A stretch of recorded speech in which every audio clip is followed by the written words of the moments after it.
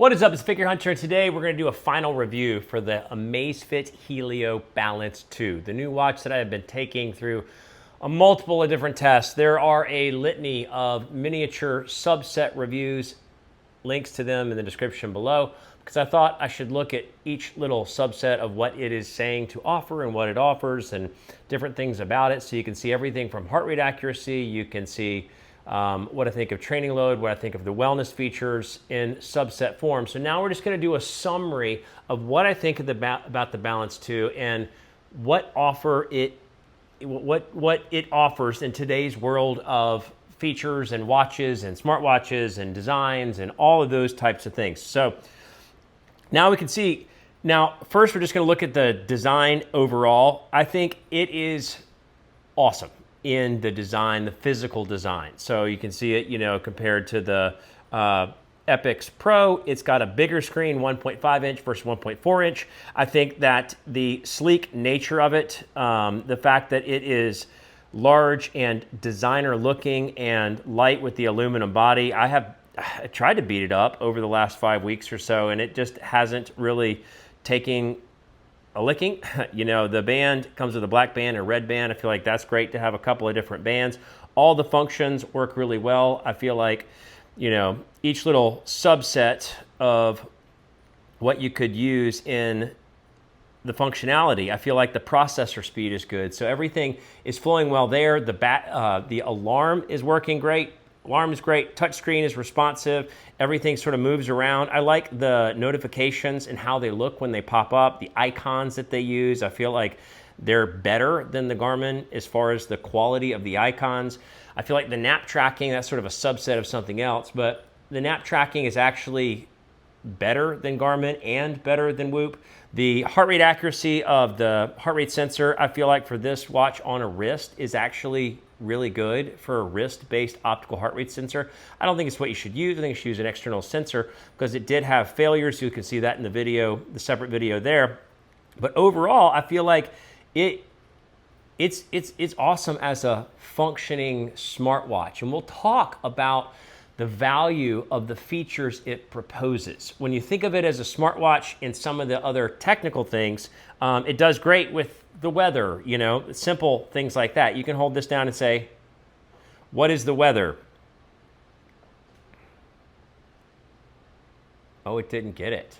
Either way, it's got voice activation or a voice direction. It's got voice notes built into it in one of the apps down below, which it worked well. If you look at the maps are awesome. I mean, really, really cool in how far out you can go and how close you can get. It's not probably picking up now because I'm inside the house, but the mapping is legit. Voice modes. The battery life is 6.5 days with always on display. So that's what I'm getting. 6.5 days. It's got breathing features. Those are kind of neat.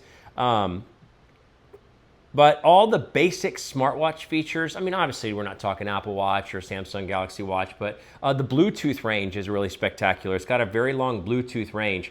But size, weight, design, look, features, processor speed, weather, even the mapping, all of those things are great. So it has a strong offering as a smartwatch with basic features. So now let's talk about what I think about the content of the recommendations and the analysis features that would make it competitive in the world today of training-based smartwatches or smartwatches with training-based features or wellness and recovery features. Okay, so all this is found in the app, and we're going to talk about it, but I want to sort of break down what I've said already in the other mini reviews that are links in the description below.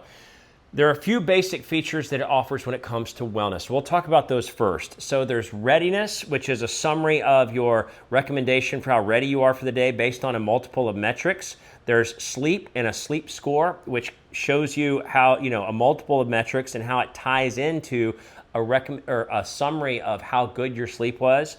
And then outside of these two, there's also on the overview tab, there is a stress tracking.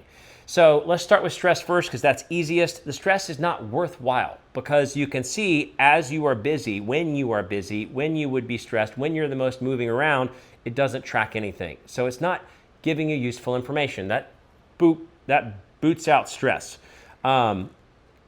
The other feature I meant to say in just the summary is the heart health, where you can see a comparison of this most recent night versus other nights. So I feel like that is an interesting summary of, I guess, physiological metrics.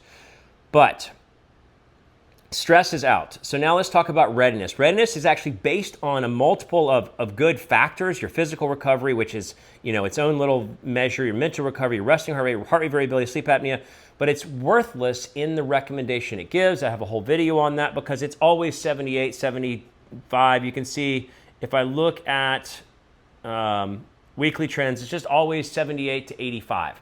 Not worthwhile. So readiness is not worthwhile. And then when you go to sleep, the score is actually based on a multiple of factors: duration, regular. It's always good. It's always good. So that bumps sleep score out, and there's a whole video on that. So it's got great factors, horrible evaluation. Therefore, it takes out the value of the wellness and recovery aspect. If it adds biocharge back in, I have a whole review on biocharge in the link in the description below. That's currently on the Helio strap. That is legit and worthwhile because it does give you failing scores and it does track things physiologically, and it's worthwhile. But as it comes out of the box with the Charge 2, the wellness and recovery and sleep score and stress don't add value because they're not giving you worthwhile recommendations. Even though they have they have a number of good factors they're looking at, it doesn't result in good recommendations. The next thing that it does is training analysis. So we've looked at a number of these, and I did a whole video on the training itself. It does a good job in doing the summary, but the training effect is always high. And you look at the training load workout to workout is always pretty high with just standard workouts. Now that I've been doing it for 4 weeks, it's giving me high training load, high aerobic training effect and anaerobic training effect, and high recovery time. So we can see here, this is a standard workout I just did. The recovery time is 34 hours. I feel like that's long. That's too long for what I just did. It was a longer workout. It was a harder workout, but it's just like all the other workouts that I've done for weeks now that it's been tracking. So the training analysis, yes, it has it, but it's sort of good, or it's sort of worthwhile, but sort of not. The training load, yes, it has it. You're working out, you're tracking your history over time. Also in your exertion tab, you can see this fatigue level and fitness level. I feel like that has value of the training analysis sees across the board, but I feel like they need to put it in a singular chart and not have it in these subset charts. And I don't know what to do with the training load. So training stress score has useful information, but it's based on training load evaluation that's too high. And then the most actionable aspect, which would be recovery time, is always too high relative to the workout. So I feel like it's only a kind of value add when it comes to training. So not really adding any wellness on value, like really recommendation value on the wellness and recovery and sleep. And then on the training load, it sort of has value. It looks like it has value, but it doesn't quite feel like it has the value you want it to have for the offering.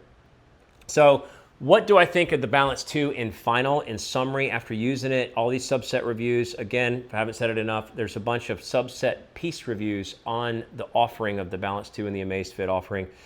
Down links in the description below. I feel like it is a great, beautiful, functional, basic smartwatch. So it's beautiful design and sleek. It's got basic features that work really well as a smartwatch, but with minimal wellness recommendations and features, and only some worthwhile training features. So hear that again, for $300 in the offering, I wouldn't say this is a great offering for those that are fitness focused and wellness and recovery focused.